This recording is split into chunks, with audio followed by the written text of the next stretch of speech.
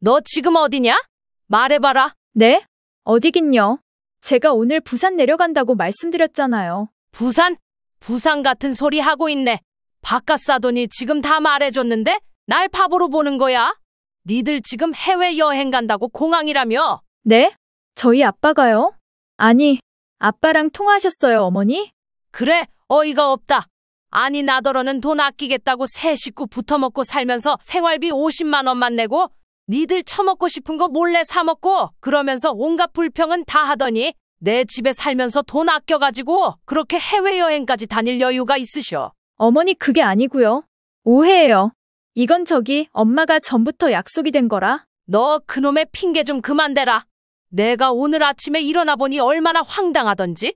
별일 아니면 왜 그렇게 도둑도 아니고 새벽같이 싹 숨기고 몰래들 나갔어? 나 혼자 집에서 눈 뜨고 얼마나 웃겼는지 아냐? 아니요. 어머니 근데 저 기분이 좀 나쁘네요. 여행 갈 수도 있지. 이런 걸 어머니한테 일일이 다 허락받아야 하나요? 저희 친정엄마랑 가는 건데요. 이렇게 자꾸 지적하고 잔소리 하시니까 말 안 한 거예요. 너 되게 몰상식한 애구나. 이젠 거짓말한 것도 내 탓으로 돌려? 뭐? 친정 외할머니가 아파. 얘, 너는 나이 많으신 네 할머니 두고 그런 거짓말 하고 싶니? 네 엄마도 그렇다. 자기 친정엄마 갖고 딸이 그렇게까지 거짓말하는데 그걸 덥석 물어서 사돈 속이고 해외 가고 싶대. 어머니 진짜 왜 그러세요? 저희 엄마는 모르세요. 제가 그렇게 말한 건 모르신다고요. 아니, 저희끼리 여행 가는 게 그렇게 배 아프세요? 어머니랑은 애초에 시간 많이 보내고 있잖아요. 시간은 무슨? 돈 50만 원 내고 물 펑펑 쓰고 전기 쓰고 하고 싶은 거 다 할 때는 가족이고 니들 좋은 거 할 때는 거짓말하고 사람을 이렇게 바보로 만드냐? 왜 나만 우스운 사람을 만들어? 윤 씨의 말이 끝날 때쯤 갑자기 아들의 목소리가 들려왔습니다. 엄마, 왜 이래요? 왜 이 사람이랑 싸우는 거야? 말을 안 하고 가서 미안해요. 엄마, 이 사람 속상해서 울잖아. 그만해요. 그러나 윤 씨는 아들의 태도에 더 큰 배신감을 느꼈습니다. 이 녀석아, 너는 네 마누라가 욕먹을 짓해서 혼나는 건데 그거 찔찔 짠다고 그거 편들어주고 있어? 엄마, 미안해. 엄마 마음 이해해. 다녀와서 엄마랑도 갈 테니까 이번만 좀 봐주라. 그렇게 말하고는 아들은 전화를 끊어버렸습니다. 윤 씨는 손에 들고 있던 전화기를 내려놓으며 눈앞이 아득해졌습니다. 나를 이렇게 무시하고 거짓말까지 하면서 떠난 것도 모자라 그게 대수롭지 않다는 듯이 행동하다니 윤 씨의 가슴 속에는 배신감과 분노가 뒤엉켰습니다. 69세 윤국화 씨는 처음엔 아들과 같이 살 마음이 전혀 없었습니다. 아들 부부가 굳이 내년 미국 발령을 앞두고 하도 졸라대기에 단기간만 잠깐 같이 살기로 합의를 본 것입니다. 엄마, 아시다시피 미국 물가가 장난 아니니까요. 일단 집 얼른 정리하고 한 푼이라도 아껴야 할 것 같아요. 물론 월급을 받겠지만 가서 돈이 엄청나게 나갈 것 같거든요. 그래, 나도 뉴스 보니까 보통이 아니더라. 아낄 수 있으면 아껴야지. 하지만 이렇게 말해놓고도 윤 씨는 이 제안을 고민했습니다. 혼자 사는 것이 때로는 외롭긴 했지만 자신의 공간에서 자유롭게 살 수 있다는 점이 마음에 들었기 때문이었습니다. 하지만 생각해 본 결과 얼마 안 있으면 내 곁을 떠나 아들이 수년을 해외에서 살 텐데 몇 달 정도면 괜찮겠지 싶었습니다. 그리하여 합가하게 되었고 초기에는 분위기가 나쁘지 않았습니다. 손주는 집 안을 뛰어다니며 할머니인 윤 씨를 연신 불러댔고 며느리와는 주방에서 요리를 함께 준비하며 이야기를 나누는 일도 많았습니다. 윤 씨는 오랜만에 가족이 북적이는 집이 되어 즐겁다고 느꼈습니다. 하지만 시간이 지날수록 예상하지 못한 불편함들이 하나둘씩 쌓여가기 시작했습니다. 아들 부부는 맞벌이를 하면서 생활비로 한 달에 50만 원 정도를 냈습니다. 집안에 새 식구가 갑자기 들어왔는데 이 돈으로 집안의 모든 비용을 충당하기에는 턱없이 부족하다고 느꼈습니다. 전기, 가스, 물 그리고 손주를 키우며 드는 식비와 기타 비용까지 합치면 윤 씨의 부담은 훨씬 컸습니다. 하지만 아들 부부는 미국 물가가 무섭다며 저축을 이유로 생활비를 더 내지 않았습니다. 윤 씨가 묵묵히 부담하는 것을 그들은 당연하게 여기는 듯했습니다. 이처럼 돈과 관련된 화제는 며느리도 다소 부담스러웠는지 늘 이런 얘기는 자기 남편인 윤 씨의 아들을 통해서만 전달했습니다. 엄마, 몇 달만 있을 거니까 좀 부탁드려요. 지금 푼돈이고 뭐고 다 아껴야 해서. 나도 이번 달 보일러값 나온 거 보고 놀라긴 했는데. 아무튼 죄송해요. 그래, 그럼 좀 아껴 쓰기라도 하던지. 니들 오고 나서 도시가스비가 몇 배로 나왔어. 심지어 손주는 하루 종일 집안을 어지르기 일쑤였고 윤 씨는 그 뒷정리를 대부분 도맡아 했습니다. 며느리는 자신이 살던 집에서 하던 생활 방식을 그대로 이 집에서도 유지하려 했고 윤 씨가 수십 년간 지켜온 집안의 규칙을 종종 무시했습니다. 어머니, 저 빨래는 진짜 맨날 돌려야 해요. 집이 너무 습한 것 같아서 제습기도 2대는 돌려야 할 것 같은데. 이건 전에 쓰던 거 갖고 왔으니까 여기서 쓸게요. 그거 2대씩이나 돌리면 전기세 많이 나오지 않냐? 그런데 제습기라도 없으면 이 어마어마한 빨래는 일주일이 돼도 안 마를걸요. 일단 여기는 건조기가 없잖아요. 이런 말을 듣다 보니 윤 씨는 집이 점점 자신의 공간이 아니라 며느리의 집처럼 느껴졌습니다. 특히 아들 부부는 윤 씨의 말을 잘 듣지 않았습니다. 보일러를 펑펑 틀어놓거나 물을 아끼지 않는 행동을 할 때 윤 씨가 주의를 주면 그때뿐이었습니다. 며느리는 가끔 짜증 섞인 목소리로 답했습니다. 어머님, 저희도 나름대로 아끼려고 노력하는데요. 그리고 세 식구 살다 보면 보일러 때문에 이 정도는 써야 해요. 냉골에서 자다가 감기 걸려서 약 먹고 기관도 못 가고 출퇴근 못하면 그게 훨씬 낭비인데 어머니가 계속 혼자 사셔서 모르시나 보다. 윤 씨는 며느리의 태도에서 자신이 이 집에서 점점 눈치 보며 살고 있다는 느낌을 받았습니다. 게다가 손주와의 일상은 윤 씨에게 양가 감정을 안겨주었습니다. 귀여운 모습에 웃음 짓다가도 하루 종일 시끄럽게 뛰어다니는 소음에 지쳐갔습니다. 윤 씨는 손주가 낮잠을 잘 때 잠시 쉬려고 했지만 아들의 업무 전화와 며느리가 틀어놓은 TV 소리가 끊임없이 방해했습니다. 윤 씨가 조용히 해달라고 부탁하면 며느리는 대수롭지 않게 대답했습니다. 어머니, 이거 꺼버리면 애가 아주 난리가 나요. 좋아하는 캐릭터 방송이고 이제 곧 미국 갈 거라 영어로 된 것도 자주 틀어줘야 하거든요. 조금만 이해해주세요. 윤 씨는 손주를 돌보는 일이 즐겁기도 했지만 점점 자신의 휴식과 개인 시간이 사라지고 있다는 것을 느꼈습니다. 식사 준비와 집안일도 윤 씨의 몫이었습니다.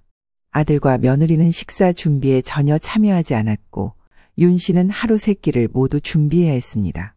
윤 씨는 손주가 좋아하는 반찬까지 신경 쓰며 음식을 차렸지만 며느리는 음식을 자주 남기거나 아들은 대충 먹고 방으로 들어가 버리는 일이 잦았습니다.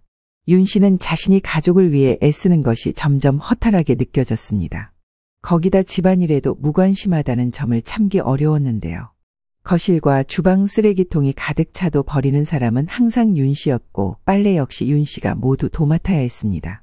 한 번은 빨래를 개는 동안 손주가 옷을 다시 흐트러뜨리는 바람에 윤 씨가 화를 내자 며느리는 입을 삐죽거렸습니다. 어머, 애 놀랐겠다. 이러면 할머니 무서워할 텐데. 제가 그렇게 할머니 좋은 분이라고 말해놨는데 자꾸 야단치시면 이제 할머니한테 안 갈 것 같아요. 좋게 말해주세요, 어머니. 윤 씨는 그 말을 듣고 자신이 이 집에서 얼마나 외롭고 힘들게 살고 있는지를 절실히 느꼈습니다. 특히 며느리와 생활 습관이 너무 달라서 이 부부는 몇 번을 지적해도 바뀌지 않았습니다. 싱크대에서 물이 계속 흘러내리고 있거나 욕실에서 샤워가 끝났는데도 물이 틀어진 채 방치되어 있는 모습을 볼 때마다 윤 씨는 한숨을 내쉬었습니다. 또한 보일러 사용도 문제가 되었습니다. 아들 부부는 날씨가 조금만 추워도 보일러를 하루 종일 켜놓는 습관이 있었습니다. 얘 보일러가 너무 오래 켜져 있는 것 같은데 끄는 걸 자꾸 잊어버리면 어떡하냐? 하루 종일 온 집이 쩔쩔 끓잖아. 그러자 며느리는 미소를 지으며 이렇게 대답했습니다. 어머님, 날씨가 추워서요. 이거 껐다가 갑자기 확 올리면 세금 더 많이 나와요. 그냥 계속 24도로 맞춰두시는 게 더 나을걸요? 그럼 저쪽 창고방은 안 쓰니까 저기라도 꺼야지. 왜 저긴 켜놨어? 어머, 그건 저도 깜빡했어요. 죄송해요, 어머니. 금방 끌게요. 이런 행동이 계속 반복되자 윤 씨의 마음속에는 점점 불만이 쌓여갔습니다. 자신은 절약하려고 애쓰는데 정작 아들 부부는 그런 윤 씨의 노력을 무시하는 것처럼 보였습니다. 더욱 윤 씨를 힘들게 했던 것은 아들 부부가 몰래 음식을 시켜 먹는 일이었습니다. 먹는 것 같고 이러는 건 참 치사하고 야박한 일인데 아들 부부는 밤만 되면 윤 씨가 잠든 틈을 타 짜장면과 치킨 같은 음식을 시켜 먹곤 했습니다. 아침에 일어나 보면 집안에는 배달 음식의 냄새가 은은히 남아 있었고 식탁 위에는 얼룩진 소스 자국이나 젓가락이 어수선하게 놓여 있었습니다. 윤 씨는 이런 흔적을 발견할 때마다 속에서 화가 치밀었습니다. 니들 몰래 배달 음식이라도 시켜 먹은 거니? 윤 씨가 물었을 때 아들과 며느리는 서로를 쳐다보며 웃었습니다. 아니요, 엄마. 아기가 먹고 싶다고 해서요. 어쩔 수 없었어요.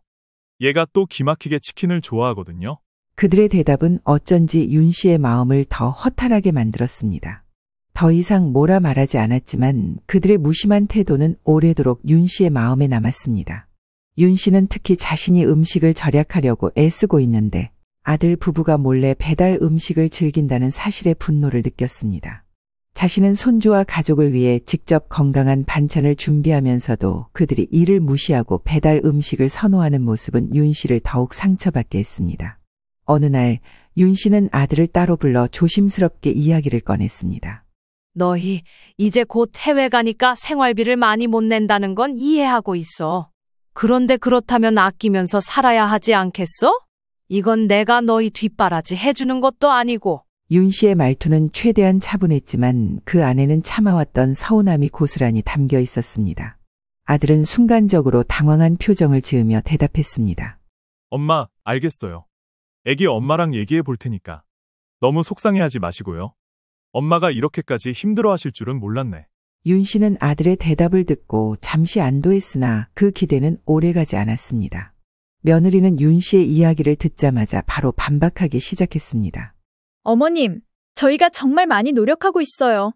몰랐는데 그간 불만이 많으셨나 봐요. 이런 얘기 들으니까 저도 너무 스트레스 받아요. 저희도 나름 아끼면서 산다고요. 며느리의 말투는 차분했지만 그 안에는 억울함과 짜증이 섞여 있었습니다. 그날 밤 윤 씨는 영 불편한 상태로 침대에 누워 있었습니다. 괜시리 핸드폰을 들여다보며 왠지 모를 무거운 마음으로 잠을 이루지 못하고 있었습니다. 그러던 중 옆방에서 들리는 며느리의 속삭임이 윤 씨의 귀에 들어왔고 이 말로 인해 윤 씨는 하룻밤을 꼬박 새우게 되었습니다. 그봐, 이럴 줄 알았으면 그냥 엄마네 갈 걸 그랬어. 뭘 하나도 맘 놓고 할 수가 없다니까.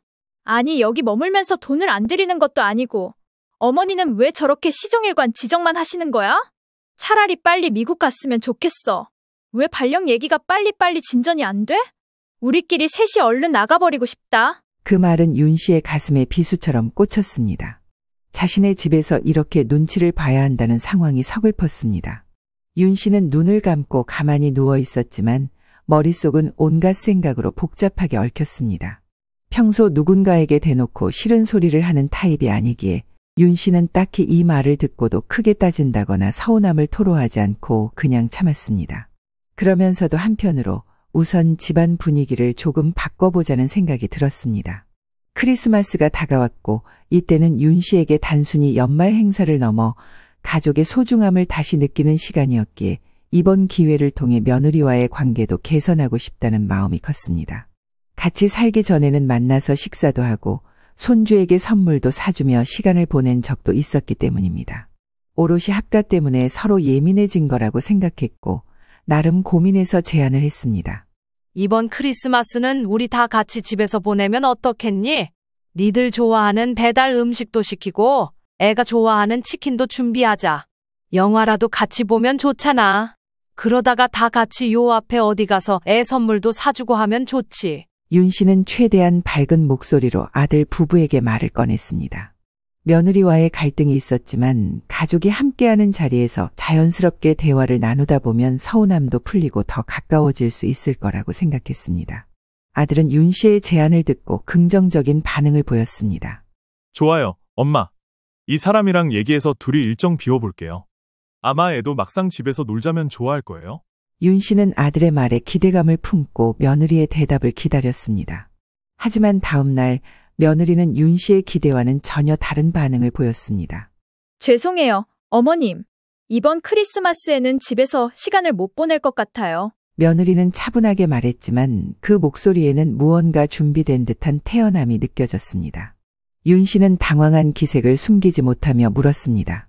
왜 그러니? 무슨 일이 있는 거야? 모처럼 한 집에서 같이 보내는데 시간을 좀 비워보지.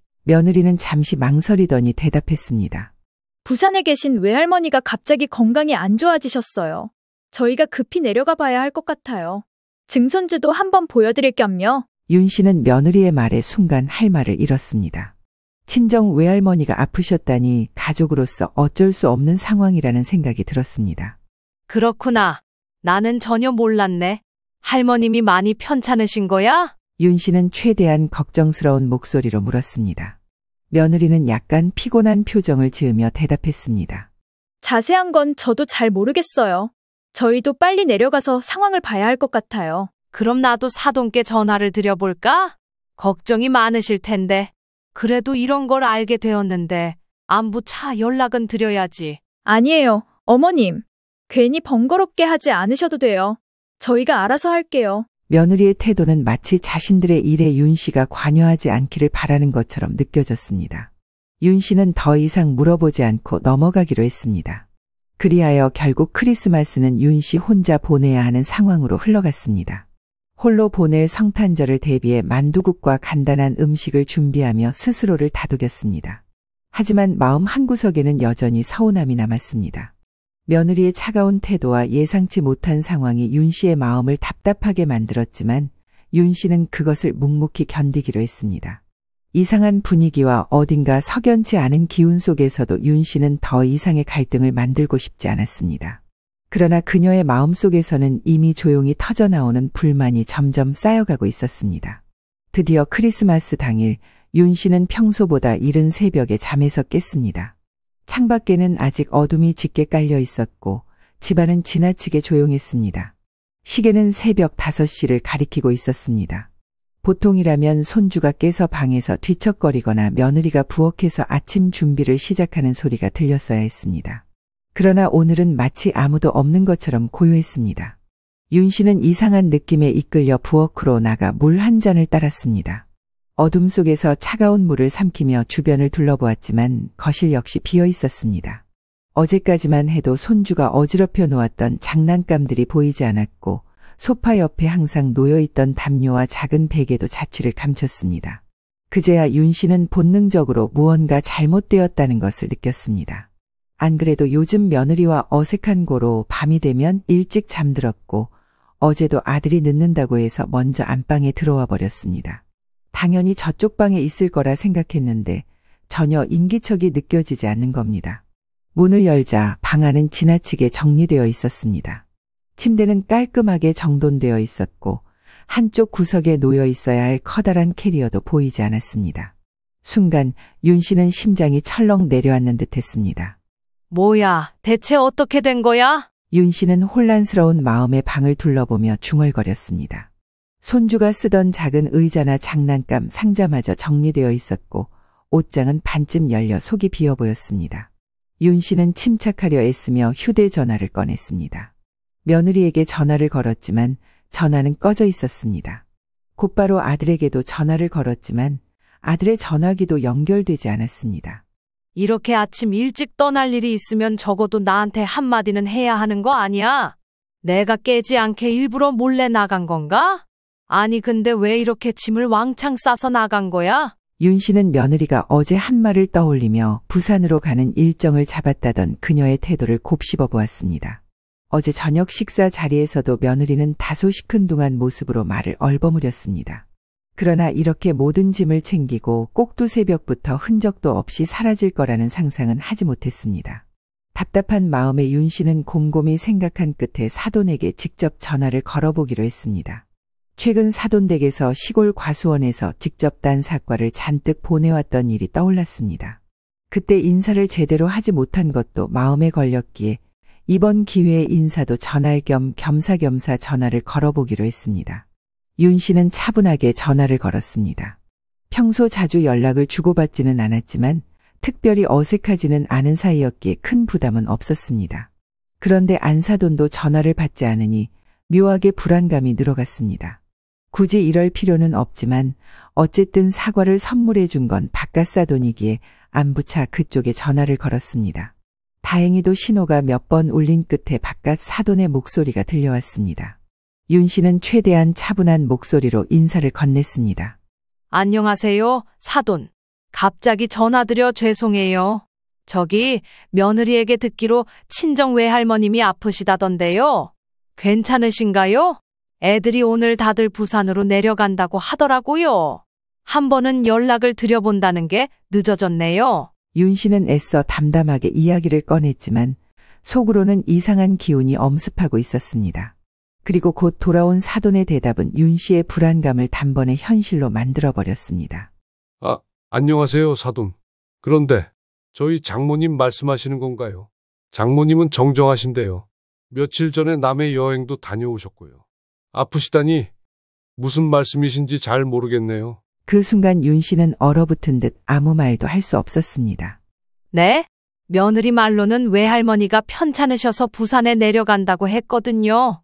그래서 걱정돼서요.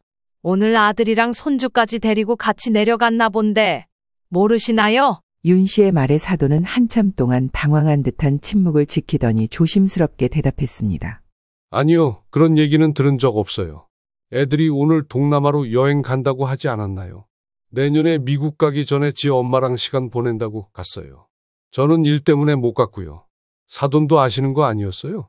같이 계시잖아요. 윤 씨는 사돈의 말을 듣는 순간 마치 머리를 망치로 맞은 듯 멍해졌습니다. 동남아 여행이요? 그게 정말인가요? 저는 전혀 몰랐어요. 사돈은 더욱 미안한 듯 다시 확인하듯 말을 이어갔습니다. 네, 아까 새벽에 박서방이 차로 태우러 왔는데 인천공항 간다고 하더라고요. 윤 씨는 손에 들고 있던 전화기가 떨리는 것을 느꼈습니다. 모든 상황이 머릿속에서 하나하나 연결되기 시작했습니다. 아들 부부가 나한테 말도 없이 심지어 거짓말까지 하면서 해외여행을 가버리다니 윤 씨는 믿기 힘든 현실에 눈앞이 아득해졌습니다. 게다가 며느리의 친정엄마인 안사돈까지 함께 갔다는 사실은 윤 씨의 가슴에 깊은 상처를 남겼습니다. 내 집에서 편히 살며 돈을 아낀다던 그들이 정작 나는 완전히 배제하고 여행을 간 것입니다. 윤 씨는 바깥 사돈과의 통화로 모든 진실을 알게 된 후 더 이상 참을 수 없었습니다. 손에 들고 있던 전화기를 쥔 채 한동안 멍하니 앉아 있었지만 분노가 점점 치밀어 올랐습니다. 윤 씨는 손이 떨리는 것을 느끼며 며느리에게 전화를 걸었습니다. 신호음이 몇 번 울리던 끝에 드디어 며느리가 전화를 받았습니다. 어머니, 무슨 일이세요? 아까도 부재중 전화가 걸려와 있던데요. 아무렇지 대답하는 며느리의 목소리가 들리자 윤 씨의 감정은 폭발하기 직전이었습니다. 너 지금 어디냐? 말해봐라. 네? 어디긴요. 제가 오늘 부산 내려간다고 말씀드렸잖아요. 부산? 부산 같은 소리 하고 있는데 바깥 사돈이 지금 다 말해줬는데 날 바보로 보는 거야? 니들 지금 해외여행 간다고 공항이라며? 윤 씨의 말이 끝나자 전화기 너머로 잠시 정적이 흘렀습니다. 며느리는 한참 동안 아무 말도 하지 못하다가 겨우 말을 꺼냈습니다. 네? 저희 아빠가요? 아니, 아빠랑 통화하셨어요, 어머니? 언제요? 그래, 어이가 없다. 아니 나더러는 돈 아끼겠다고 세 식구 붙어먹고 살면서 생활비 50만 원만 내고 니들 처먹고 싶은 거 몰래 사먹고 그러면서 온갖 불평은 다 하더니 내 집에 살면서 돈 아껴가지고 그렇게 해외여행까지 다닐 여유가 있으셔? 어머니 그게 아니고요. 오해예요. 이건 엄마가 전부터 약속이 된 거라. 너 그놈의 핑계 좀 그만 대라. 내가 오늘 아침에 일어나 보니 얼마나 황당하던지. 별일 아니면 왜 그렇게 도둑도 아니고 새벽같이 싹 숨기고 몰래들 나갔어? 나 혼자 집에서 눈 뜨고 얼마나 웃겼는지 아냐? 아니요. 어머니 근데 저 기분이 좀 나쁘네요. 여행 갈 수도 있지. 이런 걸 어머니한테 일일이 다 허락받아야 하나요? 저희 친정엄마랑 가는 건데요. 이렇게 자꾸 지적하고 잔소리 하시니까 말 안 한 거예요. 너 되게 몰상식한 애구나. 이젠 거짓말한 것도 내 탓으로 돌려? 뭐? 친정 외할머니가 아파. 얘, 너는 나이 많으신 네 할머니 두고 그런 거짓말 하고 싶니? 네 엄마도 그렇다. 자기 친정엄마 갖고 딸이 그렇게까지 거짓말하는데 그걸 덥석 물어서 사돈 속이고 해외 가고 싶대. 어머니 진짜 왜 그러세요? 저희 엄마는 모르세요. 제가 그렇게 말한 건 모르신다고요. 아니, 저희끼리 여행 가는 게 그렇게 배 아프세요? 어머니랑은 애초에 시간 많이 보내고 있잖아요. 시간은 무슨? 돈 50만 원 내고 물 펑펑 쓰고 전기 쓰고 하고 싶은 거 다 할 때는 가족이고 니들 좋은 거 할 때는 거짓말하고 사람을 이렇게 바보로 만드냐? 왜 나만 우스운 사람을 만들어? 너 진짜 무서운 애구나. 어른을 갖고 장난을 쳐도 유분수지? 윤 씨의 말이 끝날 때쯤 갑자기 아들의 목소리가 들려왔습니다. 아들이 전화를 받아 상황을 수습하려는 듯했습니다. 엄마, 왜 이래요? 왜 이 사람이랑 싸우는 거야? 말을 안 하고 가서 미안해요. 엄마, 이 사람 속상해서 울잖아. 그만해요. 그러나 윤 씨는 아들의 태도에 더 큰 배신감을 느꼈습니다. 이 녀석아, 너는 네 마누라가 욕먹을 짓해서 혼나는 건데 그거 찔찔 짠다고 그거 편들어주고 있어? 엄마, 미안해. 엄마 마음 이해해. 다녀와서 엄마랑도 갈 테니까 이번만 좀 봐주라. 그렇게 말하고는 아들은 전화를 끊어버렸습니다. 윤 씨는 손에 들고 있던 전화기를 내려놓으며 눈앞이 아득해졌습니다. 나를 이렇게 무시하고 거짓말까지 하면서 떠난 것도 모자라 그게 대수롭지 않다는 듯이 행동하다니 윤 씨의 가슴 속에는 배신감과 분노가 뒤엉켰습니다. 윤 씨는 이제 더는 참을 수 없었습니다. 좋은 게 좋은 거라고 생각하며 살아오는 성격이었지만 그러다가도 한번 욱하면 참지 않고 대쪽같이 일을 저지르는 편이었습니다. 윤 씨는 곧바로 움직이기 시작했습니다. 더는 망설일 필요가 없었습니다. 곧장 며느리 방으로 들어가 옷장과 서랍을 열었습니다. 속옷, 옷가지, 화장품 등 며느리의 물건들을 하나씩 꺼내 박스 안에 담기 시작했습니다. 손주 방으로 들어가니 아이가 가지고 놀던 장난감과 책들이 곳곳에 흩어져 있었습니다. 윤 씨는 천천히 장난감과 옷가지를 정리하며 가슴 한구석이 먹먹해졌습니다. 손주는 아무 잘못이 없었지만 결국 부모의 선택이 이런 결과를 만들어냈다는 생각에 마음이 아팠습니다. 그러나 윤 씨는 흔들리지 않았습니다. 이후 마지막으로 아들의 옷장을 살펴보니 몇 벌의 옷가지들이 있었고 책상 위에는 업무와 관련된 서류 몇 장과 노트북이 놓여 있었습니다. 그렇게 이삿짐을 마저 싸는 데는 몇 시간이 걸렸습니다. 그리고 다음 날 윤 씨는 트럭을 부르기 위해 가까운 이삿짐 업체에 전화를 걸었습니다. 다행히 당일 가능한 트럭이 있다는 소식을 듣고 곧바로 예약했습니다. 짐이 많지는 않으니 1톤 트럭이면 충분할 것 같아요. 가능한 빨리 와주세요. 잠시 후 트럭이 도착하자 윤 씨는 짐을 하나씩 실기 시작했습니다. 여행 가방, 상자 몇 개, 장난감 상자 그리고 몇 개의 비닐봉지까지. 이 모든 짐은 그녀의 손으로 트럭에 실렸습니다. 윤 씨는 땀을 훔치며 마지막으로 집안을 둘러보았습니다. 그들의 흔적이 모두 사라진 방들을 보니 한편으로는 속이 시원하면서도 한편으로는 허전함이 느껴졌습니다. 그러나 윤 씨는 스스로를 다독였습니다. 짐을 모두 트럭에 싣고 난 다음 윤 씨는 박가사돈에게 전화를 걸었습니다. 박가사돈은 아무래도 전날 통화했던 내용으로 자기 딸에게 한 소리를 들었던지 약간 위축되어 있는 목소리였습니다. 사돈, 안녕하세요. 어쩐 일로 또 전화를 주셨어요? 윤 씨는 최대한 침착하게 말을 꺼냈습니다. 네, 자주 전화드리게 되네요. 사돈, 다름이 아니라 애들 짐을 좀 붙이려고요. 애들이 이제 처가로 들어가서 살겠다고 하더라고요. 이 말을 들은 박가사돈은 순간 당황한 기색이 역력했습니다. 네? 그게 무슨 말씀이세요? 저는 그런 얘기 전혀 들은 적이 없는데요. 우리 집이 아들네 장가 보내고 이사와서 지금 얼마나 좁은지 사돈도 아시잖아요. 우리 둘이 살기도 빠듯한데 거기 들어온다고요? 아니, 사돈네 집이 딱 좋다고 들었는데. 윤 씨는 짐짓 냉정한 태도로 대답했습니다. 네, 저희 집이 너무 불편해서 처가로 들어가고 싶다고 하더라고요. 어쩔 수 없죠. 이삿짐 차 불렀으니까 다 실어 갈 거예요. 사돈께서 받아주셔야 할 것 같아요. 전에 택배 보내주시고 할 때 주소가 남아있어서 그리로 보냈어요. 전화번호도 사돈 것으로 남겨놨으니까 기다렸다가 받으시면 될 거고요. 박가사돈은 말을 잇지 못하고 한참을 침묵하다가 겨우 대답했습니다. 아이고, 이거 정말 큰일이네요. 애들이 그런 얘기를 왜 저한테는 안 했을까요? 사돈, 이게 정말 맞는 건가요? 애들 엄마도 나갈 때까지 그런 얘기 한 적이 없어요. 저도 잘 모르겠어요. 다만 애들이 이렇게 말했으니 어쩔 수 없지요. 사돈께서 양해해 주세요. 그렇게 전화가 끝난 후 윤 씨는 현관문으로 걸어가 조용히 비밀번호를 바꿨습니다. 문을 닫고 돌아서는 순간 그동안 집안에서 느꼈던 억울함과 답답함이 한꺼번에 밀려왔지만 동시에 가슴 한구석이 시원하게 뚫린 듯한 기분도 들었습니다. 그날 밤 윤 씨는 오랜만에 집안의 조용함을 만끽하며 따뜻한 보리차 한 잔을 들고 소파에 앉았습니다. 손주가 뛰어다니며 내는 소음도, 며느리의 은근한 눈칫밥이 느껴지는 분위기도 깨끗이 씻겨나간 집안은 아주 고요하고도 평화로웠습니다. 똑같이 아무도 없는 집이라지만 적어도 크리스마스 아침에 맞았던 그 분위기와는 완전히 달랐습니다. 이건 윤 씨가 직접 선택한 조용한 풍경이니까요. 이후 아들과 며느리가 집으로 돌아온 날은 눈이 부슬부슬 내리던 아침이었습니다. 윤 씨는 문을 열고 서 있는 며느리의 모습을 보며 잠시 말을 잃었습니다. 며느리는 한 손으로 손수건을 움켜쥔 채 다른 손으로 손주의 손을 잡고 있었습니다. 얼굴에는 눈물 자국이 남아 있었고 떨리는 목소리로 말을 꺼냈습니다. 어머님, 너무 죄송해요. 저희가 잠깐 쉴 생각으로 여행을 다녀온 건데 어머니께서 많이 서운하셨나 봐요. 이렇게까지 하실 줄은 정말 몰랐어요. 며느리는 윤 씨를 똑바로 쳐다보지 못한 채 고개를 숙이고 있었습니다. 윤 씨는 한숨을 쉬며 바라봤습니다. 그동안 며느리와 겪은 갈등의 기억이 스쳐 지나갔습니다. 자신의 집에서 눈치를 보며 지내야 했던 나날들, 그리고 며느리와 아들이 보여줬던 배신 같은 행동들.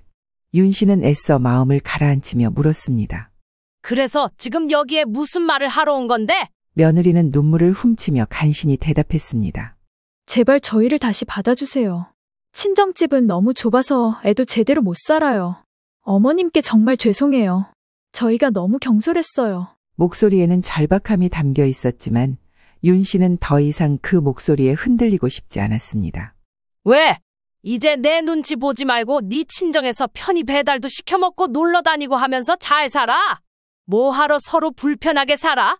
그런 것 때문에 여기 드나들고 하지 마라. 나는 이제 쉬어야 되니까 가봐. 윤 씨는 곧장 문을 닫아버렸고 그렇게 집 안으로 들어와 버렸습니다. 그 뒤로 윤 씨는 혼자만의 시간을 온전히 즐기기 시작했습니다. 처음 며칠 동안은 집이 지나치게 조용하다고 느껴져 적응하기 어려웠습니다. 그러나 얼마 지나지 않아 그 고요 속에서 점점 편안함을 찾았습니다. 윤 씨는 드라마를 보기 위해 오랜만에 거실에 큰 텔레비전을 켰습니다.